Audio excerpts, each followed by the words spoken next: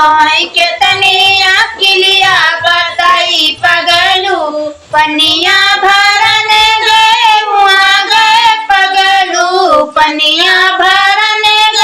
हुआ गए पगलू अपन गड़िया समारी की तो है पगलू अपन गड़िया समारी की तो है पगलू तो है कितनी अकेलिया बताई पगलू तो है कितनी अकेलिया बताई पगया बेलने गए हुआ गए पगलू रोटिया बेलने गए हुआ गए पगलू अपन बेलना समारी की तो है पगलू अपन बेलना समारी की तो है पगलू तो है कितनी अकेलिया बताई पगलू तो है कितनी अकेलिया बताई पगलू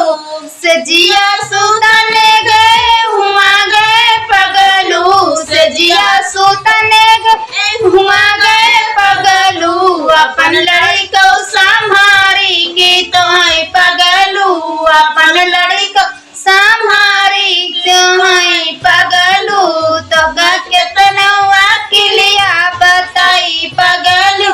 तो कितनी अकेलिया बताई पगलू। थैंक यू गाइस, मेरा वीडियो अच्छा लगा तो लाइक कमेंट शेयर से जरूर करिए।